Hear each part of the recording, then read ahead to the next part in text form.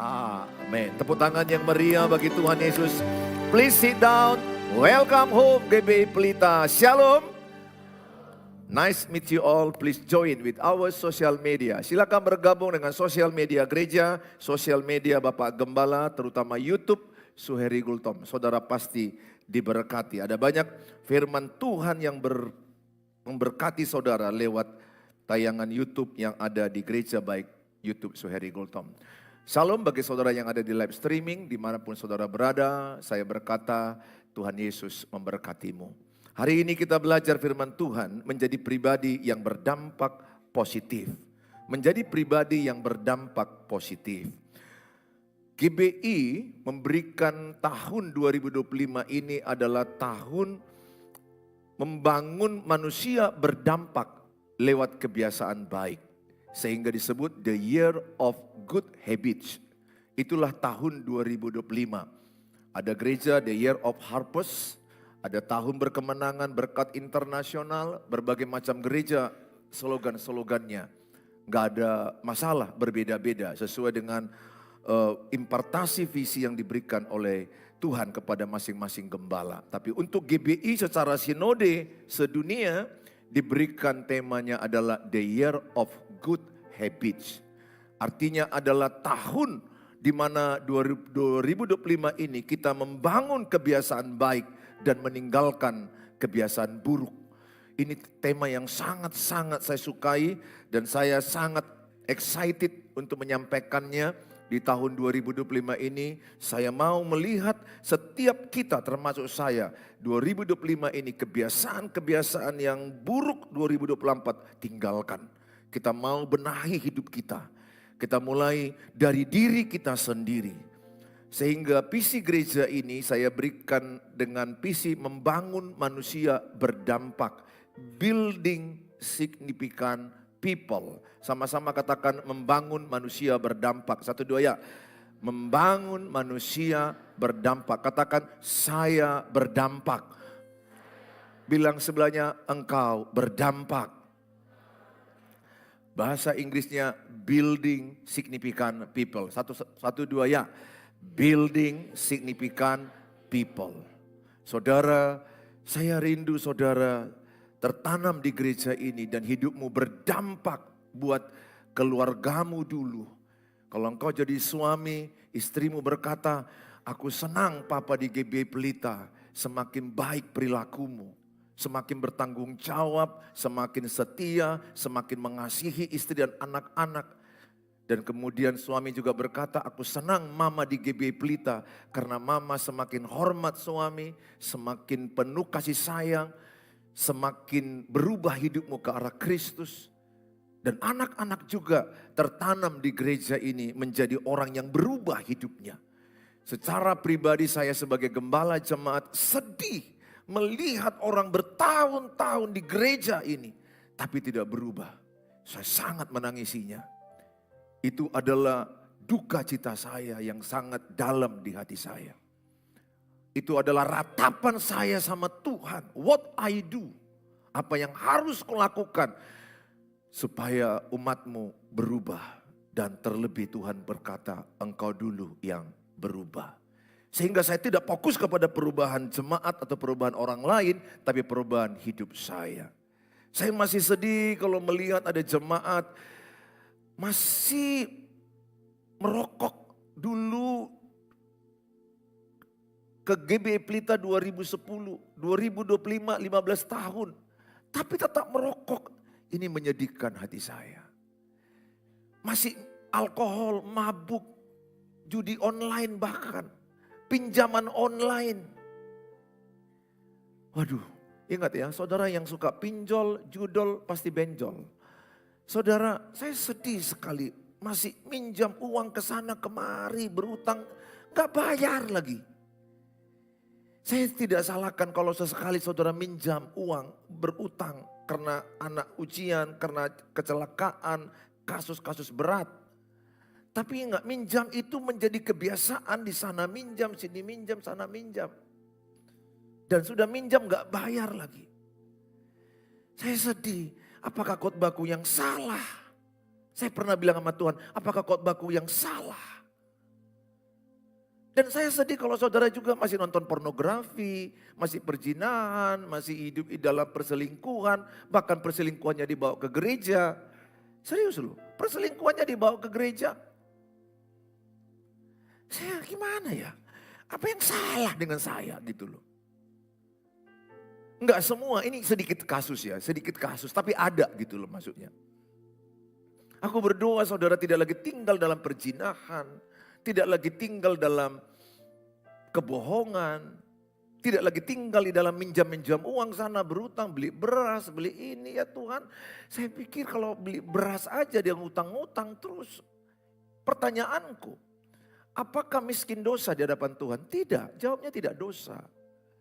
Tapi pertanyaan, kalau dia kerja dari pagi sampai sore, kira-kira beli beras bisa enggak? Coba jujurlah jawab kira-kira. Beli beras bisa enggak? Bisa, tapi ada yang WA saya minta beli beras. Dan lucu dia pakai HP gadget harga 5 juta juga. Saya bingung juga bisa WA saya. Bisa loh ada orang sekolahkan anak di sekolah hanya 200 ribu sebulan, enggak mampu. Tapi saya berpikir apa kerjanya dari pagi sampai malam, itu loh masalahnya. Kalau sakit oke lah ya, kalau lumpuh oke lah ya. Dia sakit gak bisa bergerak, suami gak bisa bergerak, istri gak bisa bergerak, oke lah. Tetapi kalau dia masih sehat, menyekolahkan anak 200 ribu sebulan, itu pun anaknya gak bisa ujian.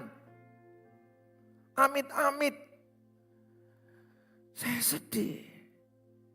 200 ribu sebulan menurut saya itu angka yang masih terukur kalau ayahnya bekerja dari pagi sampai malam, bila perlu kerja 12 jam sehari. Amsal bilang, Tesalonika bilang tidak bekerja jangan makan. Nah saya curhatkan sedikit ini kepada Bapak Ibu sebagai pembuka. Saya sedih juga kalau melihat suami istri lama di gereja masih berantem, cekcok terus. Aduh gimana ya, masih cekcok berantem. Saya sedih kalau saudara lama ikut Tuhan gak jadi hidupmu. Itu saya sedih sekali itu. Saya berduka. Jujur saya berduka. Kalau saudara lama ikut Tuhan tapi gak jadi hidupmu. Saya berduka cita di situ. Bahkan lama melayani Tuhan. Suami masih mau lawan istri. Untuk apa lawan istri? Saya pernah lawan istri. Tapi bertahun-tahun saya sudah tidak akan pernah sampai saya mati. Melawan anak-anak, melawan istri tidak. Saya hanya curhatkan sedikit ini, sehingga tema yang diberikan oleh pusat, saya sangat melompat kegirangan dan berkata terima kasih Tuhan. Semoga 2025 ini kebiasaan baik semakin dibangun. Mulai dari Januari, Februari, Maret sampai Desember. Dan saya berdoa, anak-anak gadis, kalau kau memilih jodoh, lihat kebiasaan hidupnya. Kebiasaan hidupnya itulah dia. Jangan kau salah memilih pasangan hidup. Kebiasaan hidupmu lah masa depanmu. Sama-sama katakan, kebiasaan hidupku, masa depanku. 1, 2 ya. Kebiasaan hidupku, masa depanku. Bilang sebelahnya, kebiasaan hidupmu, masa depanmu. Jadi melihat masa depan sebelahmu kapan? Sekarang. Melihat masa depan yang sebelahmu ini, sekarang ini lihat aja kebiasaan dia. Kalau dengar khotbah aja masih Facebook, ya udah amit-amit jebang bayi lah. Masih Facebook, Instagram, dengar khotbah tidur, ya sudahlah. Jangan berharap banyak berubah hidupnya itu. Betul? Dengar khotbah aja pun dia nggak hormat, tidur. Kalau nggak tidur termenung.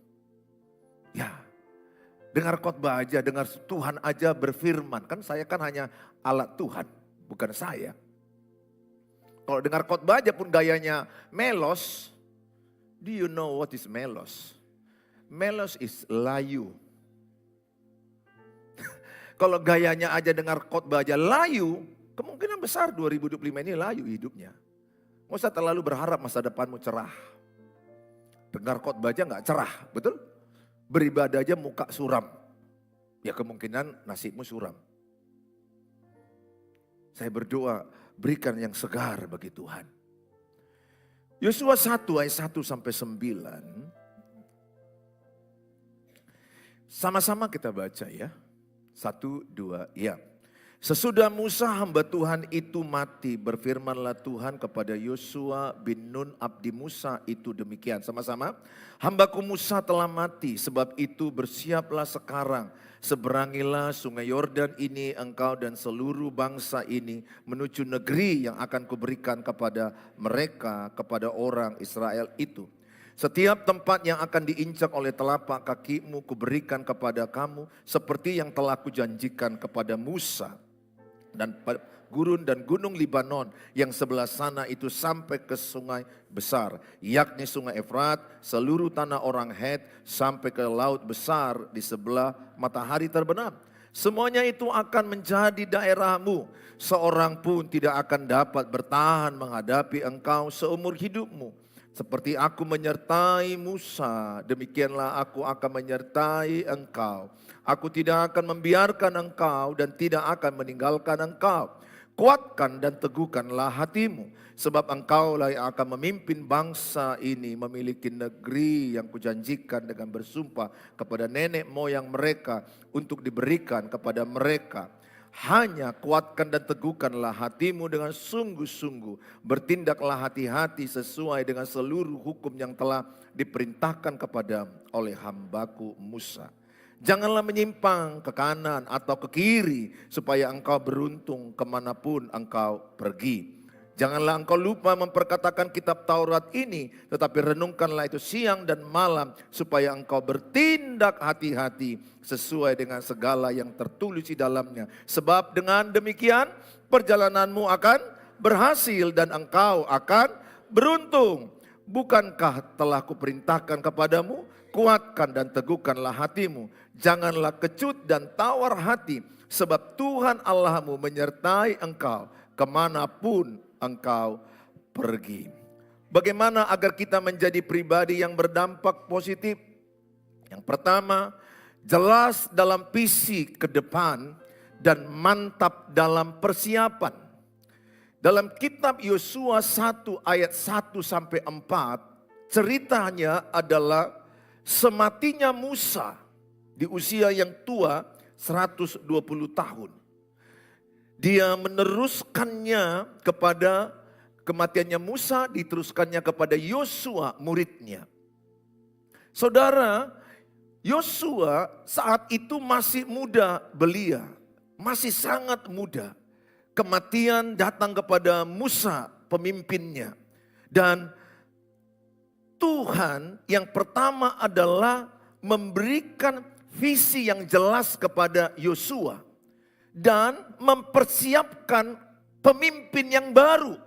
Pemimpin yang baru adalah Yosua. Saat itu Yosua masih muda. Tugas yang diberikan kepada dia berat, yaitu merebut tanah Kanaan kembali. Sebelumnya kita tahu bahwa Israel ini ada di Mesir 430 tahun. Berarti lebih daripada 500 tahunan sudah ditinggalkan tanah leluhur mereka, yaitu Kanaan.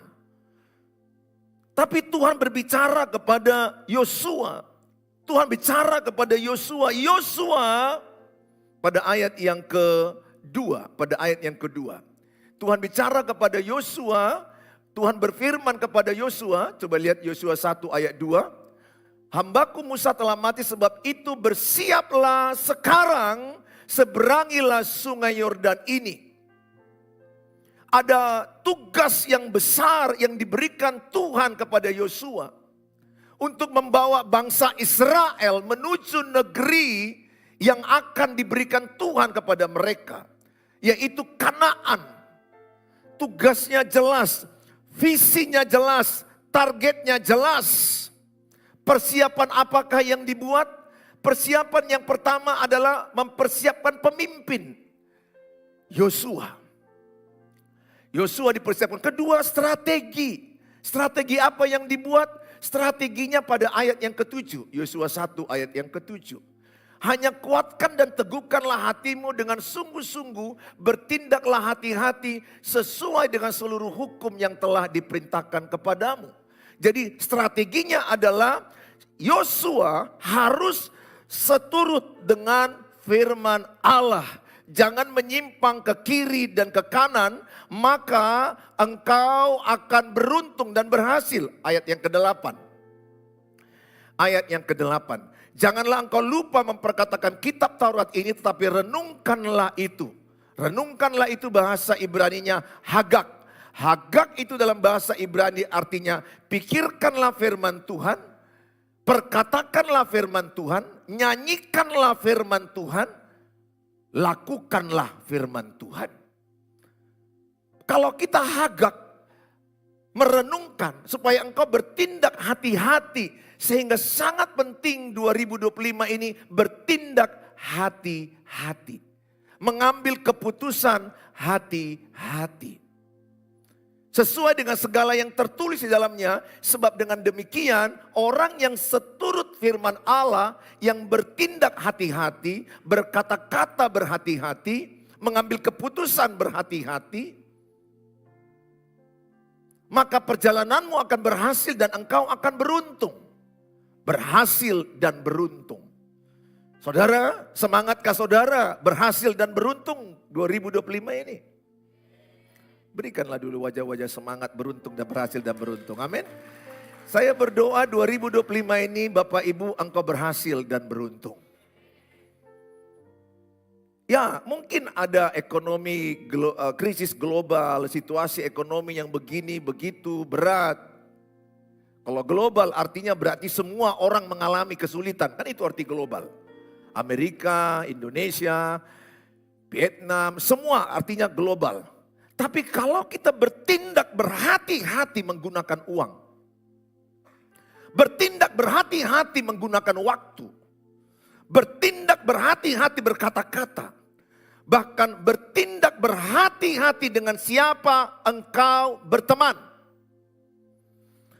1 Korintus 15 ayat 33, pergaulan yang buruk merusak kebiasaan yang baik. Jadi gampang melihat hidupmu 2025 ini apakah baik? Kalau baik itu artinya pergaulanmu 2024 baik. Kalau buruk karena pergaulanmu buruk 2024. Jadi pergaulanmu itu bisa mengangkatmu, bisa menjatuhkanmu. Hati-hati. Hati-hati. Kenapa keuanganmu merosot? Hati-hati. Betul ada global krisis. Semua orang bisa terdampak. Tetapi anak Tuhan, Alkitab bilang beruntung dan berhasil. Ini imani. Kalaupun kita ada gagal, mengalami kesulitan keuangan, jangan salahkan Tuhan, perbaiki diri, evaluasi diri maksud saya. Sehingga yang saya maksudkan adalah hati-hati memilih pergaulan. Nggak usahlah jauh-jauh. Kalau saudara duduk dengan orang yang suka tidur sebelahmu, nggak lama lagi kau tidur. Bilang sebelahnya, kalau kau tidur aku pindah, bilang sebelahnya. Bilang sebelahnya, ancam aja dia, nggak apa-apa. Saya serius bilang, kalau kau tidur aku pindah. Nguap sebelahmu, nggak lama lagi kau nguap.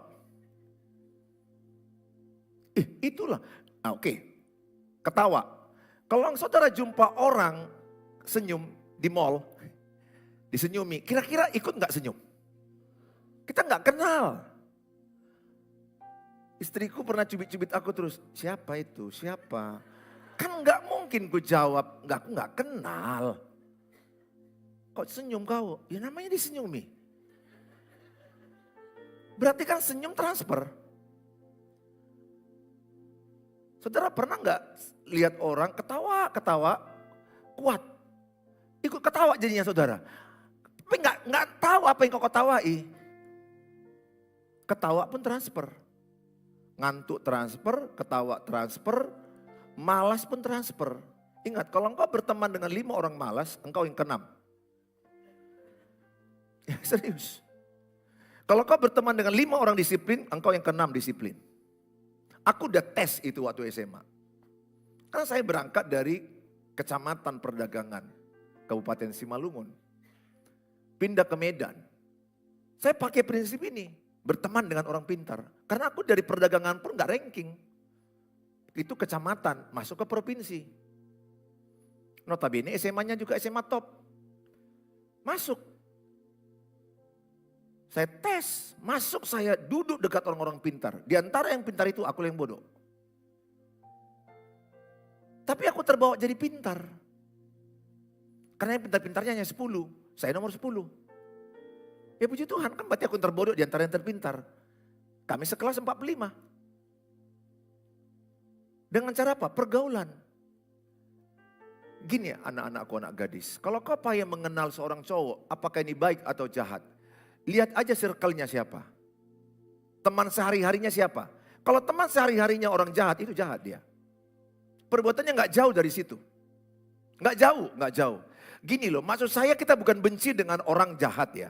Benci dengan enggak, kita mengasihi semua orang. Tapi tidak disuruh Tuhan bergaul setiap hari dengan mereka. Ibu tidak menggosip. Bertemanlah ibu sama 10 orang penggosip. Ibu yang keberapa? Ke-11. Nggak rumit. Ibu berteman dengan 10 orang tidak mau gosip. Maka ibu yang ke-11. Bilang sebelahnya, siapa temanmu itulah kau. Bilang sebelahnya. Nggak jauh. Makanya kalau engkau mau sukses, berteman dengan orang sukses. Kalau engkau mau jadi pintar, berteman dengan orang pintar. Kalau engkau mau berteman dengan orang yang kaya, engkau nggak lama lagi jadi kaya. Karena ilmu kayanya transfer.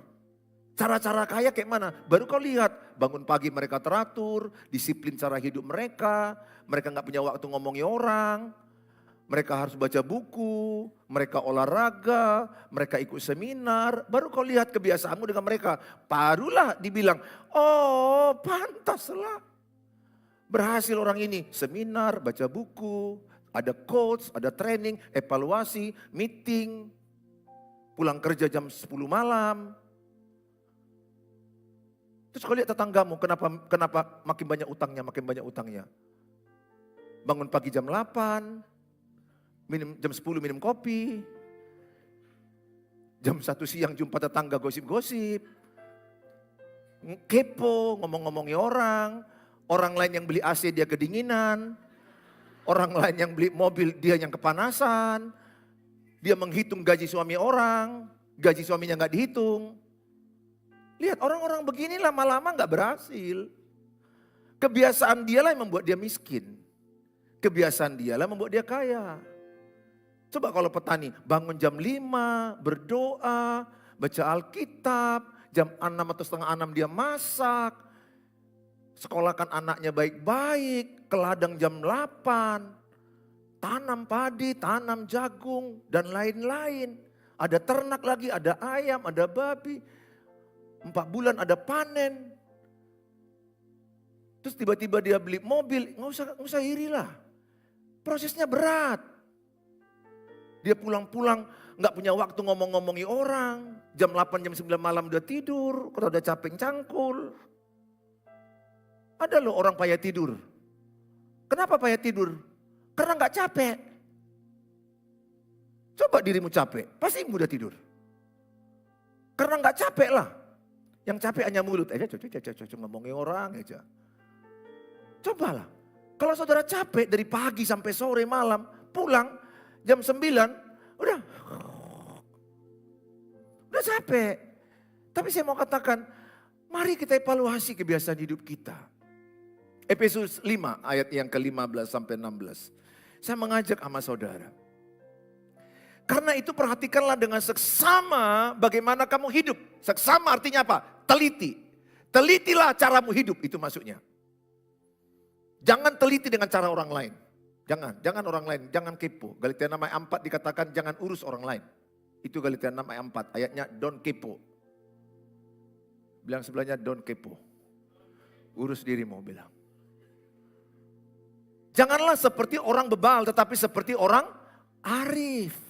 Ayat 16. Dan pergunakanlah waktu yang ada karena hari-hari ini adalah jahat. Pergunakan waktu yang ada. Pergunakan satu hari ini 24 jam.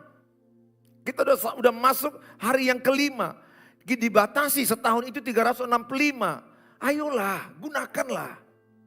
Evaluasi, gunakan. Kenapa dikatakan hari-hari ini adalah jahat? Bahasa aslinya ini adalah poneros. Poneros artinya 365 hari setahun hidupnya makin gak berkualitas. Itulah poneros.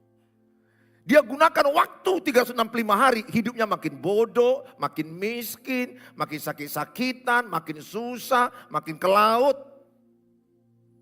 Pernahkah saudara menjumpai orang makin tua makin rusak hidupnya? Saya jumpai, makin tambah usianya bukan tambah bijak. Harusnya kan kita belajar tahun 2024, 365 hari. Kalau belajar di situ, aku yakin saudara lebih bijak 2025 ini. Bukankah pengalaman guru yang terbaik? Belajar dari pengalaman. Saudara, ayo, ada orang yang menggunakan waktu dia makin menurun. Ada orang menggunakan waktu dia bijak. Menggunakan waktu ini dia bijak. Dia bangun pagi berdoa, dia mulai olahraga, dia mulai atur untuk bekerja. Pekerjaan berat, kerjakan 3 jam. 3 jam untuk pekerjaan berat, 3 jam pekerjaan biasa, 3 jam untuk administrasi. Saudara, pekerjaan berat itu ambil di waktu yang paling di mana otak kita paling maksimal. Prime time. Itu ada news ya. News itu selalu ada berita di televisi. Prime time. Waktu yang paling puncak di mana otak kita bekerja. Jadi yang sulit-sulit itu kerjakan di waktu yang prime time. Saya begitu, saya gunakan waktu yang paling otakku bekerja. Maka saya siapkan bahan khotbah, gampang masuk ke banyak pewahyuan. Dibangun pagi itu saya siapkan, prime time-nya ada.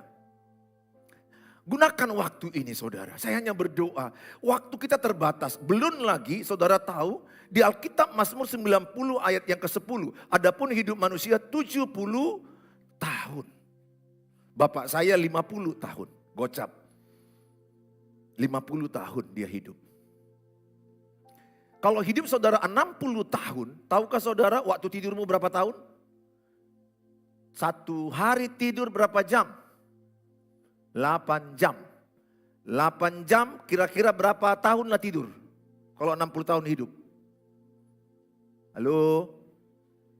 Kalau 8 jam, jawabnya 20 tahun. Dari 60 tahun waktu tidurmu 20 tahun. 20 tahun lo tidur. Yang sebelum itu 20 tahun itu tidur. Kalau 60 tahun. Tapi kalau di gereja pun tidur mungkin lebih lah dia itu saudara. Mungkin di gereja pun tidur. Berarti 30 tahun lah. Bukan 8 jam lagi. Saya mau katakan waktu kita terbatas sedikit loh. Saya ini orangnya berhitung kalender. Kalau saya 55 tahun sekarang. Kalau saya dikasih Tuhan 70 tahun. Berarti aku kan hanya dapat 15 kalender lagi. Kan 15 tahun lagi. Ngapain lagi aku buat dosa? Ngapain lagi aku iri? Ngapain lagi aku gak benci samamu? Ngapain lagi aku bertengkar? Udahlah yang 15 tahun ini aku gunakan maksimal lah. Oh toh mau mati kok 70 tahun. Gak ada waktunya, gak punya waktu lah aku sakit hati. Bodoh orang yang mau sakit hati. Jangan maulah. Jangan mau sakit hati, ngapain? Saya berdoa seperti saudara, apapun yang menyakitimu 2024 ampunilah dia. Tahun sudah berganti, hidup yang baru dalam Kristus. Nah saudara, yang dilakukan oleh Tuhan apa? Visi. Apa itu visi? Sesuatu yang jauh ke depan. Dipersiapkan Yosua merebut tanah Kanaan yang ratusan tahun sudah ditinggalkan. Yosua merasa gak kuat karena dia masih muda. Dia melihat Musa aja tidak sukses memimpin orang Israel karena banyak orang Israel. Tidak mudah bagi Musa, bersungut-sungut. Baru melewati banyak tantangan, ada tembok Yeriko, ada sungai Yordan. 3 hari dilewati, ada tentara orang Kanaan, orang Enak, orang Het. Yang dimana banyak tantangan untuk merebut tanah Kanaan. Maksud saya begini, Tuhan berjanji hidupmu beruntung dan berhasil. Amin. Amin. Tuhan berjanji hidupmu beruntung dan berhasil. Apa beda berhasil dengan beruntung? Ada orang berhasil S1 tapi nggak kerja, berarti tidak beruntung. Betul? Ada orang berhasil buka usaha tapi nggak ada yang beli. Tidak beruntung. Jadi berhasil belum tentu beruntung. Tuhan mau kita berhasil dan beruntung. Saya berdoa setiap saudara dan saya punya target, punya visi, setting goal. Jangan hidup seperti air mengalir. Targetnya apa? Visi gereja ini jelas membangun manusia berdampak. Katakan saya manusia berdampak. 1, 2 ya. Amin. Karena Matius 5 ayat 16 dikatakan kita adalah garam dan terang dunia lewat perbuatan baik kita. Jadi orang akan melihat engkau berdampak lewat perubahan hidupmu, lewat perbuatan baikmu. Punya visi, gereja ini punya visi. Sehingga saya rindu setiap orang yang datang di gereja ini kuamat amati hidupnya masing-masing. Ingat, kalian kuamat amati sekarang. Berubah nggak kawan ini kira-kira? Jangan sampai lama di sini layani tapi hidupnya kacau. Saya mengamati. Saya amati diri saya amati kalian. Karena kalian ada dalam pengembalaan saya sebagai bapak rohani. Saya melihat bagaimana keuangan kalian, bagaimana pernikahan kalian, bagaimana mendidik anak, bagaimana kesehatan kalian, bagaimana kehidupan kalian sehari-hari. Apakah kalian merenungkan firman? Apakah kalian kuat untuk mencapai janji Tuhan itu ada tantangan. Jadi kalau saudara 2025 ini ada penderitaan itu ujian. Ketika ada ujian ada tantangan jangan menyerah, jangan putus asa. Yosua merebut tanah Kanaan. Tantangannya berat. Ada 12 pengintai, hanya 2 yang bicara positif. 10 bicara negatif. Enggak mungkinlah tanah Kanaan kita ambil. Tentaranya besar-besar, kita dimakan, kita kalah. Yosua dan Kaleb berkata, bagi Allah tidak ada yang mustahil. Yosua dan Kaleb berkata, bersama Allah kita bisa. Aku berdoa begitulah imanmu 2025 ini. Bersama Allah saya bisa. Amin. Sehingga saya melihat saudara pulang nanti lebih tegak nanti jalan. Kok tadi jalan mau gini-gini ke gereja. Menghitung nasib ya nasib. Miskin ya miskin. Susah. Aku mau kau pulang dengan tegap. Masa depan yang cerah. Masa depan yang luar biasa. Bagi Allah tak ada yang mustahil. Aku percaya Tuhan telah menyediakan rencana yang penuh damai. Sejahtera dan rancangan yang penuh harapan.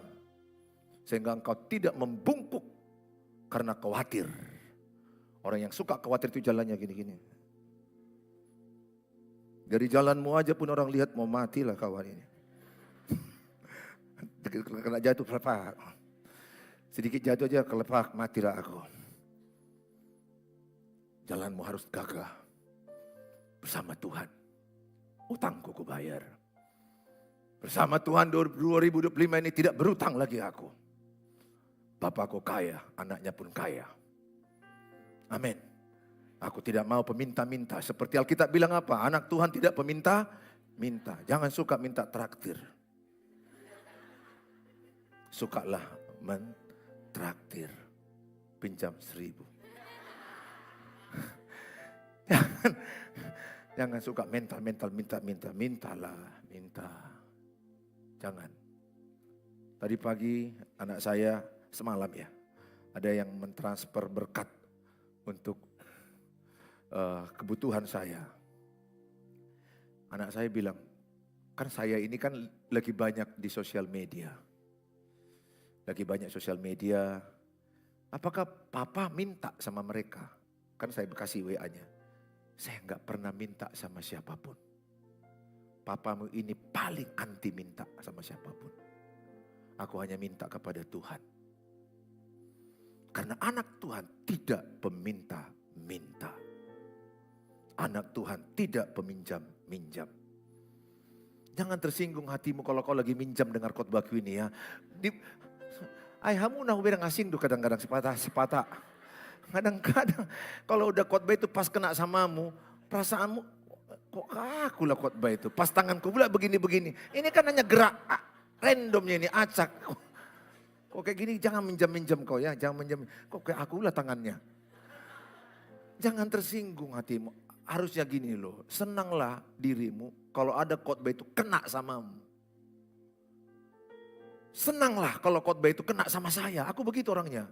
Daripada selama khotbah ini, gak kena aku, aduh kena kawan ini terus. Aduh kena dia. Kau enggak kena aku. Bertobatlah ya. Sukalah khotbah yang kena samamu. Aku begitu. Sehingga aku pulang berubah, kan begitu. Kan kita datangkan orang yang berdosanya. Kita kan banyak kekurangan. Kita datangkan di gereja ini orang yang tidak sempurna, ikut pendetanya tidak sempurna, pelayan tidak sempurna. Semua kita orang tidak sempurna, sedang disempurnakan. Jadi kalau saudara dengar khotbah ini kena ke saudara, syukuri aja lah. Kalau bisa pun semua lah maunya kena sama aku. Amin. Aku berdoa, saudara beruntung, berhasil dan beruntung. Caranya bagaimana? Sesuai dengan firman Tuhan. Persiapkan diri saudara, punya target, punya visi. Yang kedua, saudara kuat dalam tantangan. Poin yang kedua, teguhkanlah hatimu, kuatkanlah hatimu, berakar dalam firman. Jadi ada 4 kali perkataan Tuhan kepada Yosua dalam Yosua 1 ayat 1 sampai 9. Kuatkanlah hatimu Yosua, teguhkanlah hatimu Yosua. Karena Yosua udah mulai khawatir. Yosua udah mulai merasa tertekan. Mulai merasa gimana ya? 2 juta loh. Yang mau ku bawa ini 2 juta ke tanah Kanaan. Gimana ya? Musa aja mereka masih lawan. Aku masih muda belia.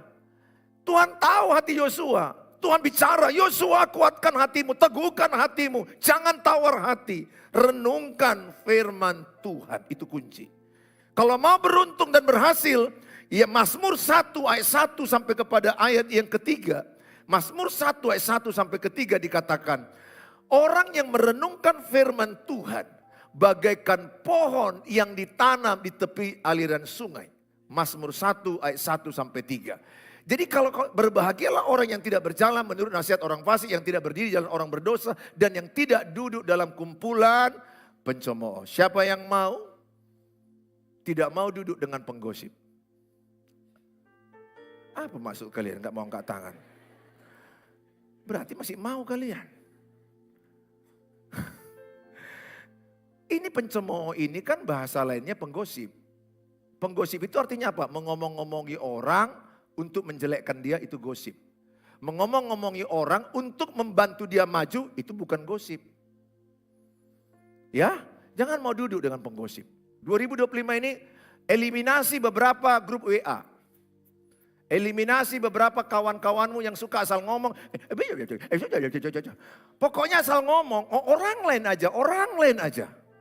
Alangkah baiknya kalau saya jumpa dengan seseorang, Pak saya begini loh pengalaman pengembalaan saya, begini. Begini keluarga saya, begini hidup saya. Kayak mana menurut Bapak? Bapak ini ngasih masukan, itu lebih baik. Daripada jumpa dengan orang, selalu orang lain. Menurutku, dalam nama Yesus 2025, jauhi.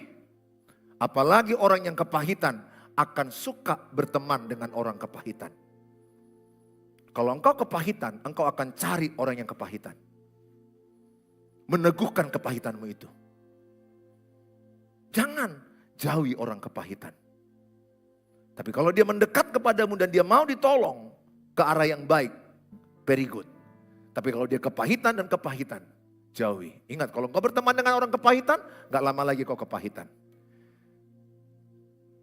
Maju lagi. Siap. Saudara, saya akhiri khotbah saya, teguhkanlah hatimu, kuatkanlah hatimu. Tuhan tidak berjanji engkau tidak ada penderitaan.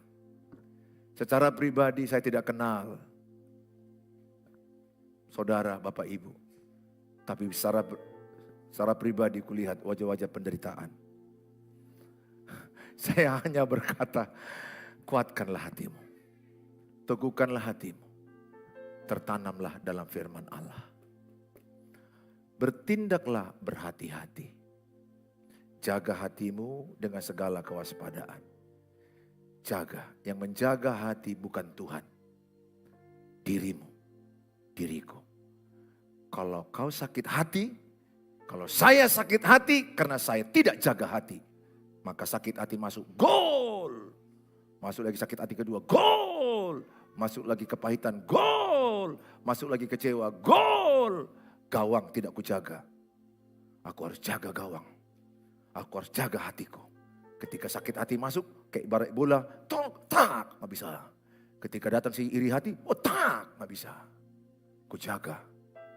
Ketika masuk benci, tak, gak bisa.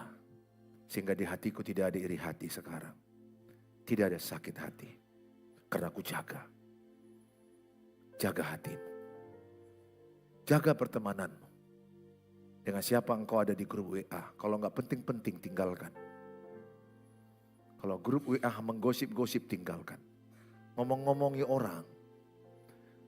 Jauhi temanmu yang tidak suka denganmu. Bertemanlah dengan orang yang suka dengan engkau. Jauhilah orang yang munafik. Jauhilah orang yang bermuka dua. Di depanmu baik, di belakangmu kau dihabisinya. Bertemanlah dengan orang yang tulus menerima engkau. Pak Pendeta, sedikit orang itu, yang sedikit itu akan membuat engkau berhasil. Pertemanan itu seperti rumah saya, ada pagar, ada teras, ada ruang tamu, ada kamar tidur. Yang masuk kamar tidur hanya orang-orang yang penting di hati saya. Istri, anak-anak saya. Tamu saya hanya masuk di ruang tamu. Tukang pos hanya masuk di pagar. Tukang Grab, GoFood masuk teras. Ada batas, tidak boleh orang dekat kepadamu. Tidak semua orang kau izinkan dekat padamu. Tidak semua orang kau izinkan dekat kepada saya. Ku seleksi, ini toksik enggak mulutnya. Kalau toksik, go away. Kalau suka mengata-ngatakan yang lemah, misalnya begini, aku mau bangun usaha, bangun rumah 2025. Ada teman mau bilang, mana mungkin, gak bisa. Mana bisa kau bangun rumah? Jauh itu yang menawarkan imanmu. Saudara, selamat tahun baru. Aku hanya berdoa untukmu setiap malam. Setiap malam aku berdoa untukmu. Hanya Tuhan yang mengerti kesusahanmu. Dekatkan dirimu ke Tuhan. Baca firman Tuhan. Bersihkan hatimu. Dan punya visi ke depan. Persiapkan dirimu. Saya percaya ada yang sangat luar biasa di depan disediakan Tuhan Yesus. Tepuk tangan bagi Tuhan Yesus.